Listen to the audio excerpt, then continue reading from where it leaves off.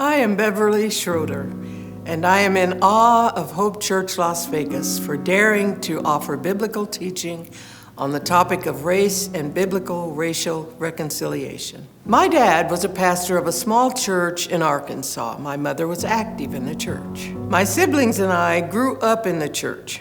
In other words, church was my life. I began to notice everyone in my church looked like me.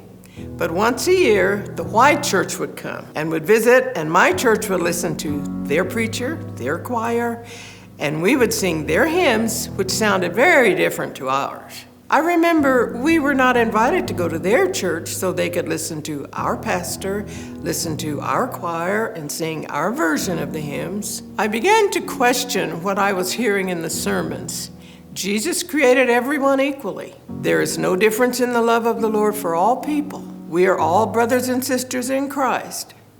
I wasn't feeling it. This topic is personal to me because I am the widow of a man of German descent and have a biracial daughter. We moved to Las Vegas before the pandemic began. As we were floating around with no anchor, we discovered Hope Church Las Vegas and shortly thereafter became members. When the church offered information about an upcoming discussion session called Undivided, more than a hashtag, I couldn't believe it. Because of my past experiences with churches, I believed no church would be so bold as to invite people to discuss the topic of race in public, but even more bold to present the discussion using biblical principles. You have to experience it to believe it. I have participated in discussions which were challenging, humbling, eye-opening, emotional, raw, humorous, honest, surprising but authentic and true to each participant's life experience. I decided whether or not to be a part of these discussions by using this standard.